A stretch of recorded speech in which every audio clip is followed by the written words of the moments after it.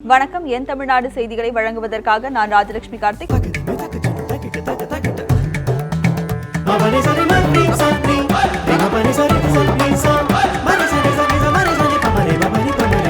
என் தமிழ்நாடு. தமிழகம் முழுவதும் தண்ணீரின்றி பயிர்கள் கருகியதால் மனமுடைந்து இன்று ஒரே நாளில் 6 விவசாயிகள் உயிரிழந்தனர். தஞ்சாவூர் மாவட்டம் கும்பகோணம் அருகில் உள்ள தத்துவாஞ்சேரியை சேர்ந்த விவசாயி முகமது அன்சாரி உக்கரை என்ற இடத்தில் 3 ஏக்கரில் நெல் பயிரிட்டிருந்தார். பருவமழை பொய்த்ததால் போதிய தண்ணீர் இன்றி நெற்பயிர்கள் காய்ந்துள்ளன. இதனால் மன உளைச்சலுக்கு ஆளான முகமது அன்சாரிக்கு இரவில் மாரடைப்பு ஏற்பட்டது. உடனடியாக கும்பகோணம் அரசு மருத்துவமனையில் அனுமதிக்கப்பட்ட அவர் இன்று இறந்தார். தஞ்சை மாவட்டம் ரெங்கநாதபுரத்தில் வசித்து வந்த விவசாயி பெருமாள் 2 ஏக்கர் பரப்பளவில் சம்பா நெல் சாகுபடி செய்திருந்தார். கதிர்வரும் தருவாயில் நீரின்றி பயிர்கள் கருக தொடங்கியதால் கடனை எப்படி அடைப்பது என்ற கவலையில் அவர் இருந்துள்ளார். சோகத்துடன் வயலுக்கு சென்ற விவசாயி பெருமாள் அங்கேயே மயங்கி விழுந்துள்ளார். தகவல் அறிந்த ஊர் மக்கள் அருகில் இருந்த மருத்துவர் மூலம் அவருக்கு முதலுதவி சிகிச்சை கொடுத்துள்ளனர். இருப்பினும் சிறிது நேரத்திலேயே விவசாயி பெருமாள் உயிரிழந்தார். வயலுக்கு போனவர் போய் பார்த்துட்டு வயலை பார்க்க கழுது வர கட்டத்தில் இருக்குது, தண்ணி இல்லாமல் வெடிச்சு போய் ரொம்ப சேதமாக இருந்தது. அதை நினச்சிக்கிட்டு அவர் வந்தவர் அவருடைய மயக்கெடுத்து விட்டார். வந்து தூக்கி கட்டில் எடுத்து போய் தூக்கி தான் கொண்டு வந்தோம். கொண்டாந்து ஆஸ்பத்திரியில் டாக்டர் அழைச்சிட்டு வந்து பார்த்து ஊசியெல்லாம் போட்டுச்சு. அதுக்கப்புறம் திருவாரூர் மாவட்டம் வெங்காத்தான்குடி கிராமத்தை சேர்ந்தவர் விவசாயி விஜயகுமார்.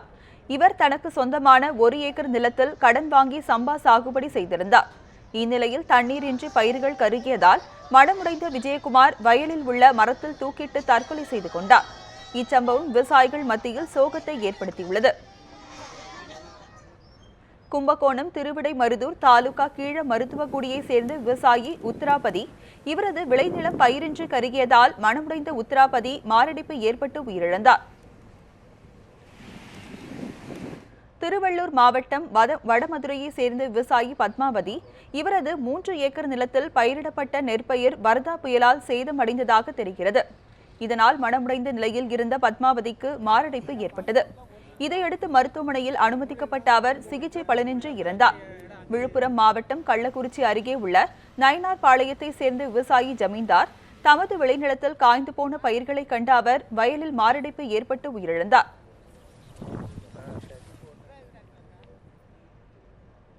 தமிழகத்தில் வறட்சியால் பாதிக்கப்பட்ட பல்வேறு மாவட்டங்களில் அமைச்சர்கள் நேரில் பார்வையிட்டு ஆய்வு மேற்கொண்டனர். திருவள்ளூர் மாவட்டத்தில் வறட்சியால் பாதிக்கப்பட்ட பகுதிகளில் உண்மை நிலை கண்டறியும் கள ஆய்வுக் குழுவினர் நேரில் ஆய்வு மேற்கொண்டனர். பள்ளிக்கல்வி அமைச்சர் க பாண்டியராஜன், ஊரக தொழில்துறை அமைச்சர் பெஞ்சமின், நாடாளுமன்ற உறுப்பினர் வேணுகோபால், மாவட்ட ஆட்சியர் சுந்தரவல்லி உள்ளிட்டோர் அடங்கிய இக்குழு ஆவடி அருகே உள்ள வெள்ளானூரில் வறட்சியால் பாதிக்கப்பட்ட பகுதிகளை பார்வையிட்டது. பின்னர் செய்தியாளர்களுக்கு பேட்டியளித்த அமைச்சர் க பாண்டியராஜன், மாவட்டத்தில் 6115 ஹெக்டேர் நிலம் வறட்சியால் பாதிக்கப்பட்டுள்ளதாக தெரிவித்தார். பெரம்பலூர் மாவட்டத்தில் பயிர் சேதங்கள் குறித்து மாநில சுற்றுலாத்துறை அமைச்சர் வெல்லமண்டி நடராஜன், நகராட்சி நிர்வாகத்துறை முதன்மை செயலாளர் பனீந்தர் ரெட்டி ஆகியோர் அடங்கிய குழுவினர் ஆய்வு செய்தனர். பின்னர் செய்தியாளர்களிடம் பேசிய அமைச்சர், தமிழகத்தை வறட்சி மாநிலமாக அறிவிக்க இயலாது என தெரிவித்தார். அரியலூர் மாவட்டத்தில் வறட்சியால் பாதிக்கப்பட்ட இடங்களை பார்வையிட்ட பிற்படுத்தப்பட்டோர் மற்றும் சிறுபான்மையினர் நலத்துறை அமைச்சர் வளர்மதி, பயிர் பாதிப்பிற்கு அரசு உரிய இழப்பீடு வழங்கும் என விவசாயிகளிடம் உறுதியளித்தார். திருவண்ணாமலை மாவட்டத்தில் வறட்சியால் பாதிக்கப்பட்ட வசூர், தென்பள்ளிப்பட்டு உள்ளிட்ட பகுதிகளில் வறட்சி பாதிப்பு குறித்த கண்காணிப்பு அலுவலர் ஜிதேந்திரநாத், மாவட்ட ஆட்சியர் பிரசாந்த் எம் வடநேரே மற்றும் இந்து சமய அறநிலையத்துறை அமைச்சர் சேவூர் எஸ் ராமச்சந்திரன் உள்ளிட்டோர் ஆய்வு மேற்கொண்டனர். அப்போது செய்தியாளர்களிடம் பேசிய மாவட்ட ஆட்சியர், திருவண்ணாமலை மாவட்டத்தில் 50% மேல் பாதிப்பு உள்ளதாகவும் ஆய்வுக்கு பிறகே வறட்சி பாதிப்பு குறித்து முழுமையாக தெரியவரும் என்றும் கூறினார். நாமக்கல் மாவட்டம் திருச்செங்கோட்டில் மின்சாரத்துறை அமைச்சர் தங்கமணி, சமூக நலத்துறை அமைச்சர் சரோஜா, வறட்சி நிவாரண பணிகள் மேற்பார்வை அலுவலர் மதுமதி ஆகியோர் வறட்சி பாதிக்கப்பட்ட இடங்களில் ஆய்வு செய்தனர். கரூர் மாவட்டம் தென்னிலை, வெஞ்சமாங்கூடலூர், விஸ்வநாதபுரி உள்ளிட்ட பகுதிகளில் வறட்சியால் காய்ந்து போன விளைநிலங்களை அமைச்சர் விஜயபாஸ்கர், கண்காணிப்பு அலுவலர் காக்ரலா உஷா, மாவட்ட ஆட்சியர் கோவிந்தராஜ் ஆகியோர் அடங்கிய குழுவினர் ஆய்வு செய்தனர். பின்னர் செய்தியாளர்களிடம் பேசிய அமைச்சர் விஜயபாஸ்கர், கரூர் மாவட்டத்தில் கடந்த ஆண்டு 30% மட்டுமே மழை பெய்துள்ளதால் வறட்சி ஏற்பட்டுள்ளதாகவும், அது குறித்து முழுமையாக ஆய்வு செய்யப்பட்டு தமிழக அரசிடம் அறிக்கை சமர்ப்பிக்கப்படும் என்றும் தெரிவித்தார். சராசரி மழை அளவில் சுமார் 30% மழை மட்டும்தான் தமிழகத்தில் பெய்துள்ளது. அதனால் விவசாயம் கடுமையாக பாதிக்கப்பட்டு விவசாயிகள் பாதிப்புக்குள்ளாகி இருக்கிறார்கள். அது மட்டும் இல்லாமல் குடிநீர் பிரச்சினை மிகப்பெரிய பிரச்சனையாக இருக்கிறது. சிவகங்கை மாவட்டத்தில் அமைச்சர் பாஸ்கரன், ஆட்சியர் மலர்விழி உள்ளிட்டோர் வறட்சி பாதித்த பகுதிகளில் ஆய்வு மேற்கொண்டனர். அப்போது அவர்களிடம் விவசாயிகள் தங்கள் பாதிப்புகளை எடுத்து கூறி உடனடியாக நிவாரணம் வழங்குமாறு வேண்டுகோள் விடுத்தனர்.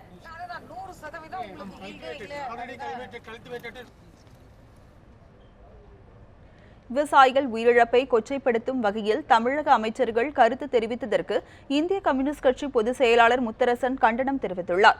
இதுகுறித்து அவர் வெளியிட்டுள்ள அறிக்கையில், விவசாயிகள் உயிரிழப்பை கொச்சைப்படுத்தும் வகையில் கடலூரில் அமைச்சர் MC சம்பத்தும் திருச்சியில் அமைச்சர் வெள்ளமண்டி நடராஜனும் பேசிய இருவருக்கும் கண்டனம் தெரிவித்துள்ளார். தமிழக அமைச்சர்கள் தங்களது கட்சி நாளிதழ்கள், தொலைக்காட்சிகள் மட்டுமின்றி அன்றாடம் மற்ற நாளிதழ்கள், தொலைக்காட்சி செய்திகளை பார்த்து அறிந்து கொள்ள வேண்டும் எனவும் தெரிவித்துள்ளனர். தமிழகத்தை வறட்சி மாநிலமாக அறிவித்து போர்க்கால அடிப்படையில் நிவாரணப் பணிகளை மேற்கொள்ள வேண்டும் எனவும் கேட்டுக் கொண்டுள்ளனர். உயிரிழந்த விவசாயிகள் குடும்பத்திற்கு தலா 25 லட்சம் ரூபாய் இழப்பீடும், ஏக்கருக்கு 30,000 ரூபாயும் வழங்க வேண்டும் எனவும் கேட்டுக் கொண்டுள்ளார். கோவை அருகே பொதுமக்களை அச்சுறுத்தும் காட்டு யானைகளை விரட்டும் முயற்சியில் வனத்துறையினர் தீவிரமாக ஈடுபட்டுள்ளனர். கோவை மாவட்டம் பேரூர் செட்டிப்பாளையத்தில் நேற்றிரவு ஜம்புலிங்கம் என்பவரது தோட்டத்தில் புகுந்த 5 யானைகள் வாழை மற்றும் கரும்புகளை சேதப்படுத்தியுள்ளது. இதுகுறித்து தகவல் அறிந்த வனத்துறையினர் யானைகளை விரட்டும் பணியில் விடிய விடிய ஈடுபட்டனர். இருப்பினும் செட்டிப்பாளையம் அருகில் உள்ள குளத்தில் புகுந்த யானைகள் அங்கேயே தங்கிவிட்டதால் அவ்வழியை கடந்து செல்ல முடியாமல் பொதுமக்கள் அச்சமடைந்துள்ளனர். யானைகளை விரட்டும் பணியில் கோவை மாவட்ட வனத்துறை அதிகாரி ராமசுப்பிரமணியன் தலைமையில் 35 அதிகாரிகள் ஈடுபட்டுள்ளனர். யானையை விரட்டும் போது மரத்தில் மோதி காயமடைந்த வனத்துறை அதிகாரி வெள்ளியங்கிரிக்கு மருத்துவமனையில் சிகிச்சை அளிக்கப்பட்டு வருகிறது. நிம்மதியாக இருக்க முடியல, வீடுகள் எல்லாம் சேதப்படுத்துது, பயிர்களும் ரொம்ப சேதம். பார்த்தீங்கன்னா இப்போது அரசாங்கம் பார்த்து கரெக்டாக அந்த மலை அடிவாரங்கள் உள்ள தொட்டிகள் எல்லாம் கரெக்டாக தண்ணி நிரப்பி வச்சுருந்தாங்கன்னா இந்த மாதிரி சூழ்நிலை வர வாய்ப்பில்லை. அங்கே தண்ணி இல்லாத காரணத்தினால தான் தண்ணி தேடி வரக்கூடிய ஆணைகள் தான் வந்து இந்த மாதிரி பயிர்களையும் பொதுமக்களையும் அச்சுறுத்தி வந்துட்டுருக்கு. மதுரை அவனியாபுரத்தில் ஜல்லிக்கட்டை ஆதரித்து திரைப்பட இயக்குநர் டி. ராஜேந்தர் பிரச்சாரம் மேற்கொண்டார். ஜல்லிக்கட்டை நடத்திட வலியுறுத்தி மதுரை அவனியாபுரம் ஐயனார் கோவிலில் திரைப்பட இயக்குநர் டி. ராஜேந்தர் வழிபாடுகள் மேற்கொண்டு அப்பகுதி மக்களிடம் ஜல்லிக்கட்டுக்கு ஆதரவாக பிரச்சாரம் மேற்கொண்டார்.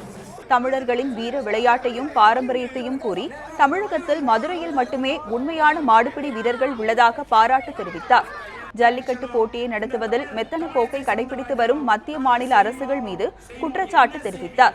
இந்த ஆண்டு தமிழகத்தில் தடையை உடைத்து ஜல்லிக்கட்டு கண்டிப்பாக நடைபெறும் என டி. ராஜேந்தர் உறுதி கூறினார்.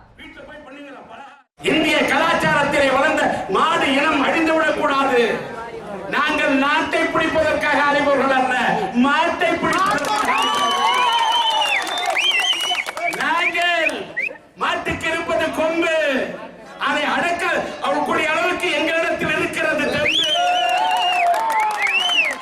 எங்கிட்ட யாரும் பண்ண முடியாது வம்பு. புள்ளதான் சிம்பு. ஐயனாருக்கு அருளால ஜல்லிக்கட்டு நடத்தப்படும், இதை நம்பு. நாகூரில் தடையை மீறி நாளை ஜல்லிக்கட்டு போட்டி நடத்தப்படும் என்று இந்திய தேசிய லீக் தேசிய பொதுச் செயலாளர் ஆபுமு நிஜாமுதீன் கூறினார். இது தொடர்பாக நாகூரில் செய்தியாளர்களை சந்தித்த நிஜாமுதீன், ஜல்லிக்கட்டு போட்டிக்கு உச்சநீதிமன்றமும் மத்திய அரசும் தடை விதித்திருப்பது தமிழர்களின் மரபுகளை கொச்சைப்படுத்தும் வகையில் உள்ளதாகவும், ஜல்லிக்கட்டுக்கு அனுமதி வழங்க நடவடிக்கை எடுக்கப்படும் என தமிழக பாஜகவினர் கூறி வருவது ஏமாற்றத்தை அளிப்பதாகவும் கூறினார். தடையை மீறி நாகூரில் நாளை ஜல்லிக்கட்டு நடத்தப்பட உள்ளதாகவும், அதற்கான அனைத்து ஏற்பாடுகளும் செய்யப்பட்டு வருவதாகவும் நிஜாமுதீன் தெரிவித்தார். சிறப்பான ஒரு சட்டத்தை ஏற்பாடு செய்து உடனடியாக தருகிறோம், நீங்கள் ஜல்லிக்கட்டு நடத்த முடியும் என்று 2 ஆண்டுகளுக்கு முன்பே பாஜக அரசாங்கம் சொன்னது. அதுபடி கடந்த ஆண்டும் செய்யவில்லை, இந்த ஆண்டும் செய்யவில்லை. பாராளுமன்றம் முடிந்துவிட்டது. அது பிறகு நடந்த அமைச்சரவை கூட்டத்தில் பல்வேறு சிறப்பு சட்டங்கள் இயற்றப்பட்டன. அதிலும் இது கொண்டு வரப்படவில்லை. வேண்டுமென்றே தமிழுடைய உணர்வுகளை கொச்சைப்படுத்த வேண்டும் என்பதற்காக மத்திய அரசு செயல்பட்டு கொடுக்கிற காரணத்தினால தடையை மீறி இந்த ஜல்லிக்கட்டு திட்டமிட்டபடி நாளை நடைபெறும். தமிழக அரசுக்கு சொந்தமான வெடிமருந்து தொழிற்சாலையை தனியாருக்கு விற்கும் முயற்சியை கைவிட வலியுறுத்தி காட்பாடியில் தொழிலாளர்கள் ஆர்ப்பாட்டத்தில் ஈடுபட்டனர். வேலூர் மாவட்டம் காட்பாடி அருகே கிளித்தான் பட்டறை என்ற இடத்தில் தமிழக அரசுக்கு சொந்தமான வெடிமருந்து தொழிற்சாலை டெல் நிறுவனம் இயங்கி வருகிறது. இந்த தொழிற்சாலையில் பணிபுரியும் தொழிலாளர்களுக்கு கடந்த 6 மாதமாக சம்பளம் வழங்காதை கண்டித்தும் கடந்த 1989ஆம் ஆண்டு முதல் இயங்கி வரும் இந்த தொழிற்சாலையை தனியாருக்கு விற்கும் முயற்சியை கைவிட வலியுறுத்தியும் தொழிலாளர்களின் ஆர்ப்பாட்டம் காட்பாடியில் நடைபெற்றது. திமுக முதன்மை செயலாளரும் எதிர்க்கட்சி துணைத் தலைவருமான துரைமுருகன் தலைமையில் நடைபெற்ற இந்த ஆர்ப்பாட்டத்தில் தொழிற்சாலை ஊழியர்கள் மற்றும் பல்வேறு தொழிற்சங்கத்தினர் கலந்து கொண்டனர். ராணிப்பேட்டை, ஆற்காடு, அணைக்கட்டு, வேலூர் ஆகிய தொகுதிகளின் சட்டமன்ற உறுப்பினர்களும் ஏராளமான திமுகவினரும் ஆர்ப்பாட்டத்தில் கலந்து கொண்டனர். இந்த நிறுவனத்தையே அடமானம் வச்சு ஐஓபி வாங்கல அடமானம் வச்சு அதையும் கடனா பெற்று சாப்பிட்டாங்க. ஆக ஊழல் பண்ணுவதற்கு இது ஒரு ஊற்றுக்கண்ணாக இதை பயன்படுத்தினார்களே தவிர இதை உருப்படியாக செய்ய வேண்டும் என்ற எண்ணம் இல்லை. ஆகையினாலே தான் இது நஷ்டத்திலே கொடுக்கிறது. விரைவில் இன்றைக்கு கூட சொல்லுகிறேன், ஒரு அதிகாரி இருக்கிறார், தவறு செய்திருக்கிறார், அவரை சஸ்பெண்ட் செய்துவிட்டு நல்ல அதிகாரியை போட்டு விசாரணை நடத்திவிட்டு ஒரு எம்டியை போட்டால் நிச்சயம் இது வேறு எம்டி மாற்றினால் இது தொழிற்சாலை பிழைக்கும். புதுச்சேரியில் மத்திய அரசின் ரூபாய் நோட்டு ஒழிப்பு நடவடிக்கையால் ஏற்பட்ட பாதிப்புகளை கண்டித்து அனைத்து தொகுதிகளிலும் கண்டன ஆர்ப்பாட்டத்தில் ஈடுபட்ட காங்கிரசார் ஏடிஎம் இயந்திரத்தை பாடையில் ஏற்றி ஊர்வலமாக சென்றனர். பழைய 500 மற்றும் 1000 ரூபாய் நோட்டுகள் செல்லாது என்ற அறிவிப்புக்கு பின்பு பிரதமர் மோடி விதித்த 50 நாட்கள் கெடு முடிந்ததும் நிலைமை சீராகாமல் இருப்பதால் காங்கிரஸ் சார்பில் புதுச்சேரியில் உள்ள அனைத்து தொகுதிகளிலும் கண்டன ஆர்ப்பாட்டம் நடைபெற்றது. மாநில காங்கிரஸ் கமிட்டி தலைவர் நமச்சிவாயம் முன்னிலையில் அனைத்து தொகுதிகளிலும் அமைச்சர்கள், சட்டமன்ற உறுப்பினர்கள் உள்ளிட்டோர் ஆர்ப்பாட்டம் நடத்தினர். மேலும் ஏடிஎம் இயந்திரத்தை பாடையில் வைத்து ஊர்வலமாகவும் எடுத்து சென்ற காங்கிரசார் மத்திய அரசுக்கு எதிராக கோஷங்களை எழுப்பினர். மக்களுடைய துன்பங்களை, மக்களுடைய கஷ்டங்களை இன்றைக்கு வெளிநாடுகளிலே சுற்றி வருகின்ற, இன்றைக்கு சொகுசாக சுற்றி வருகின்ற பிரதம அமைச்சருக்கு மக்களுடைய அடித்தட்டில் இருக்கிற மக்களுடைய பிரச்சனைகளை கவனத்திற்கு கொண்டு செல்ல வேண்டும் என்ற எண்ணத்தின் அடிப்படையிலே தான் இன்றைக்கு இந்திய நாடு முழுவதும் மரியாதைக்குரிய இளந்தலைவர் ராகுல் காந்தி அவருடைய வழிகாட்டுதல் பேரில் இன்றைக்கு இந்திய நாடு முழுவதும் இத்தகைய போராட்டம் முன்னெடுத்திருக்கின்றது. திண்டுக்கல் அரசு மருத்துவமனையில் சிகிச்சை பெற்று வந்த நபரை வழக்கில் தொடர்புடையதாக கூறி போலீசார் குண்டுகட்டாக தூக்கி சென்ற சம்பவம் பெரும் பரபரப்பை ஏற்படுத்தியது. திண்டுக்கல் மாவட்டம் தெத்துப்பட்டியை சேர்ந்தவர் வெள்ளிமலை. இவர் தனது குடும்பத்துடன் திருப்பூருக்கு சென்ற பனியன் கம்பெனியில் கடந்த 2 ஆண்டுகளாக பணியாற்றி வந்துள்ளார். இதற்கிடையே இவர் மீது கன்னிவாடி காவல் நிலையத்தில் ஏற்கனவே கஞ்சா விற்றதாக வழக்குகள் இருப்பதால் வெள்ளிமலையை போலீசார் தேடி வந்தனர். இந்நிலையில் கடந்த வாரம் உறவினர் வீட்டு விசேஷத்திற்கு தெத்துப்பட்டி வந்த வெள்ளிமலையை போலீசார் கைது செய்து திண்டுக்கல் மாவட்ட கிளை சிறையில் அடைத்தனர். இதற்கிடையே சிறுநீரக கோளாறு காரணமாக திண்டுக்கல் அரசு மருத்துவமனையில் அனுமதிக்கப்பட்டு சிகிச்சை பெற்று வந்த வெள்ளிமலை இன்று அரசு மருத்துவமனையில் இருந்து டிஸ்சார்ஜ் செய்யப்பட்டார். இதனையடுத்து அவரை அழைத்து செல்ல போலீசார் முயன்றுள்ளனர். அப்போது வெள்ளிமலையின் மனைவி மற்றும் உறவினர்கள் தடுக்கவே இருதரப்புக்கும் இடையே தள்ளுமுள்ளு ஏற்பட்டது. எனினும் வெள்ளிமலையை குண்டுகட்டாக தூக்கி சென்று கைது செய்து போலீசார் ஜீப்பில் ஏற்றி சென்றனர்.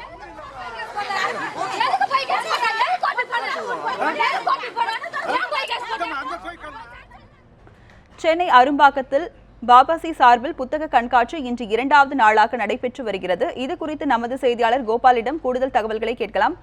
கோபால், இந்த புத்தக கண்காட்சி வாசகர்களிடம் எந்த மாதிரியான வரவேற்பு பெற்றிருக்கு?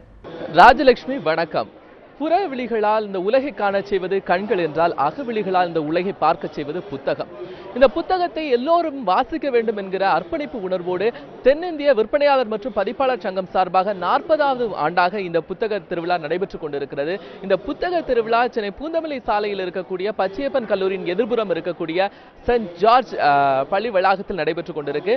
இங்கு 2வது நாளாக நடைபெற்றுக் கொண்டிருக்கிற இந்த புத்தக கண்காட்சியை காண்பதற்கு ஏராளமான மக்கள் வருகை தந்து கொண்டிருக்கிறாங்க. நிறைய பதிப்பு புத்தகங்கள் இருக்கு. கிட்டத்தட்ட 10 லட்சத்திற்கு மேற்பட்ட தலைப்புகளில் இங்கு புத்தகங்கள் எழுதப்பட்டிருக்கு. அந்த புத்தகங்கள்லாம் விற்பனைக்கு வந்திருக்கு.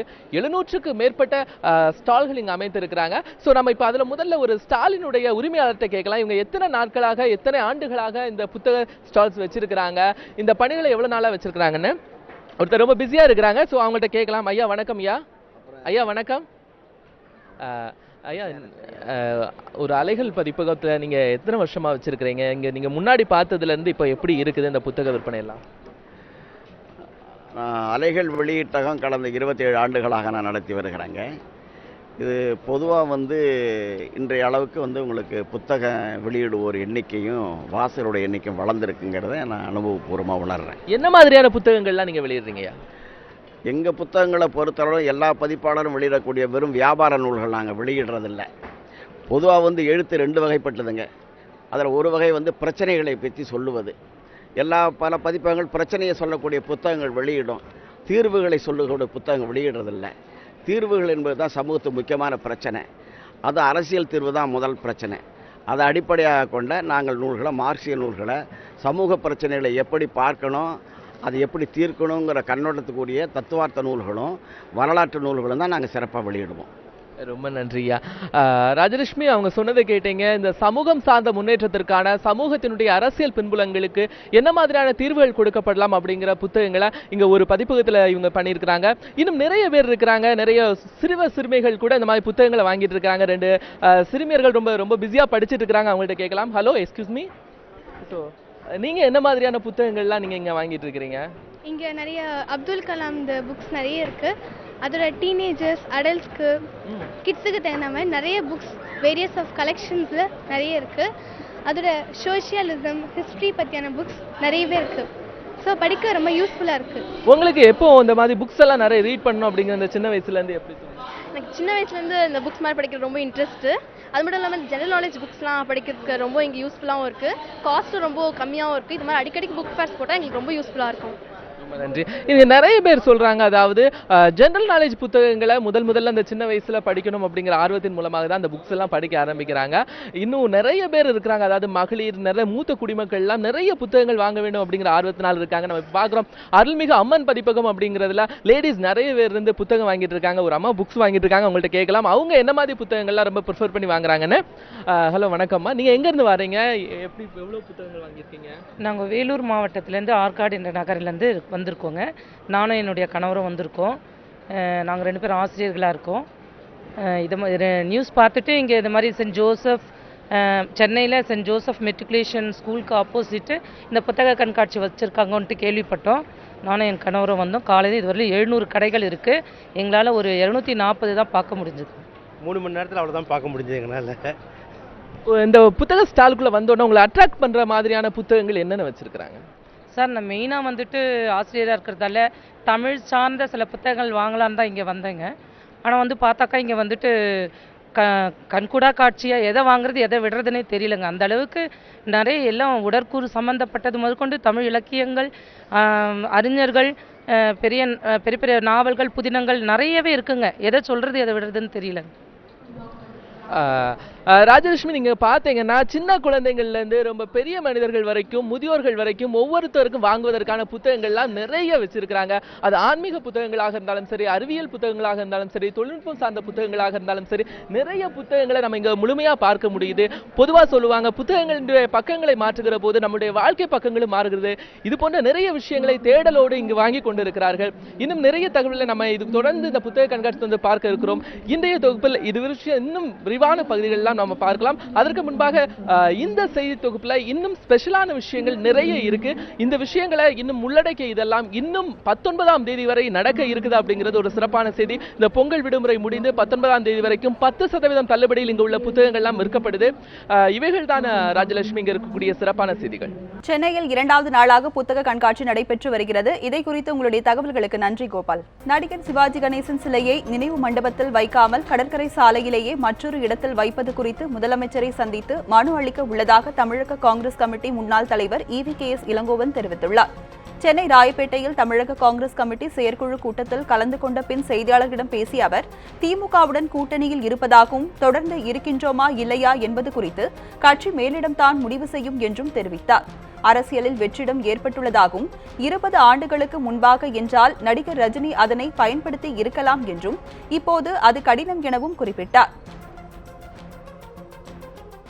இன்றைக்கு மக்களிடையே ஒரு வெற்றிடம், மக்களிடையே தமிழகத்திலே ஒரு வெற்றிடம் ஏற்பட்டிருக்கின்றது.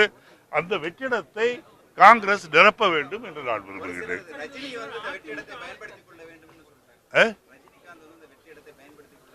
பயன்படுத்திக் கொண்டிருக்கலாம், ஆனால் அது ஒரு 20 ஆண்டுகளுக்கு முன்பு செய்திருந்தால் நல்லபடியாக இருக்கும். இப்போது அது கஷ்டம் என்று. கிருஷ்ணகிரி மாவட்டம் ஒசூர் உழவர் சந்தையில் வேளாண் துறை இணை இயக்குநர் இளங்கோ தலைமையிலான அதிகாரிகள் திடீர் ஆய்வு மேற்கொண்டனர். உழவர் சந்தை வியாபாரிகள் அடையாள அட்டை, காய்கறி மற்றும் பழங்களின் விலைப்பட்டியல் ஆகியவற்றை அதிகாரிகள் குழுவினர் ஆய்வு செய்தனர். பின்னர் செய்தியாளர்களை சந்தித்த இளங்கோ, காய்கறி உற்பத்தியில் தமிழகத்தில் கிருஷ்ணகிரி மாவட்டம் முதலிடம் வகிப்பதாகவும் மாவட்டம் முழுவதும் விவசாயிகளிடமிருந்து பொருட்களை பெற்றுக்கொள்ள 81 சேமிப்பு மையங்கள் அமைக்கப்பட உள்ளதாகவும் தெரிவித்தார். ஈரோட்டில் பணி நிரந்தரம் செய்ய கோரி அரசு போக்குவரத்து கழக ஓட்டுநர் மற்றும் நடத்துனர் 2வது நாளாக காத்திருப்பு போராட்டத்தில் ஈடுபட்டனர். சென்னிமலை சாலையில் உள்ள தமிழ்நாடு அரசு போக்குவரத்து கழகத்தில் 980 பேர் கடந்த 2 ஆண்டுகளாக தற்காலிக ஓட்டுநர் மற்றும் நடத்துனர்களாக பணியாற்றி வருகின்றனர். 2 ஆண்டுகள் ஆகியும் பணி நிரந்தரம் செய்யப்படாததால் சென்னிமலை சாலையில் உள்ள பணிமனையில் பணியாற்றி வரும் ஓட்டுநர் நடத்துனர்கள் நேற்று பணிகளை புறக்கணித்து காத்திருப்பு போராட்டம் நடத்தினர். இந்நிலையில் தங்கள் கோரிக்கை நிறைவேற்றப்படாததால் 2வது நாளாக இன்றும் தங்கள் போராட்டத்தை தொடர்ந்தனர். இதனால் பெரும்பாலான பேருந்துகள் பணிமனையில் நிறுத்தப்பட்டதால் பயணிகள் அவதியடைந்தனர். திருவண்ணாமலை மாவட்டம் வந்தவாசி அருகே கைத்தறி உற்பத்தி விற்பனை சங்கத்தில் போலி ஆவணம் தயாரித்து 53 லட்சம் ரூபாய் மோசடி செய்த எழுத்தர் கைது செய்யப்பட்டார். வெடால் கிராமத்தில் கைத்தறி உற்பத்தி விற்பனை சங்கம் செயல்பட்டு வருகிறது. இங்கு தயாரிக்கப்படும் கைத்தறி சேலைகள் கோஆப்டெக்ஸ் அரசு வேட்டி சேலை வழங்கும் திட்டத்திற்கு கொள்முதல் செய்யப்படுவதாக கூறப்படுகிறது. இந்நிலையில் இச்சங்கத்தின் உறுப்பினர்களுக்கு வழங்க வேண்டிய தொகை மற்றும் நூல் கொள்முதலில் போலி ஆவணங்கள் தயாரித்து 53 லட்சம் ரூபாய் மோசடி நடந்துள்ளதாக புகார் எழுந்தது. இது தொடர்பான புகாரின் பேரில் எழுத்தர் சரவணனை போலீசார் கைது செய்தனர். தலைமறைவான சங்க தலைவர் சிவராமனை தேடி வருகின்றனர். விவசாயிகளுக்கான கோரிக்கையை வலியுறுத்தி நாமக்கல்லில் ஜனவரி 18ஆம் தேதி ஆர்ப்பாட்டம் நடத்த உள்ளதாக கொங்குநாடு மக்கள் தேசிய கட்சியின் பொதுச் செயலாளர் ஈஸ்வரன் தெரிவித்துள்ளார். இது தொடர்பாக சென்னை தீநகரில் செய்தியாளர்களை சந்தித்த அவர், நதிநீர் இணைப்புக்கு எந்த ஒரு முனைப்பையும் மத்திய அரசு காட்டவில்லை என்றும் ரூபாய் மதிப்பிழப்பால் கிராமங்களில் வசிக்கும் பொதுமக்கள் கடுமையாக பாதிக்கப்பட்டுள்ளதாகவும் கூறினார். விவசாயிகள் தற்கொலை செய்து கொள்ள வேண்டாம் என்று கேட்டுக்கொண்ட ஈஸ்வரன், விவசாயிகளுக்கான கோரிக்கைகளை வலியுறுத்தி ஜனவரி 18ஆம் தேதி ஆர்ப்பாட்டம் நடத்த உள்ளதாக தெரிவித்தார். இத்துடன் என் தமிழ்நாடு செய்திகள் நிறைவு பெறுகின்றன.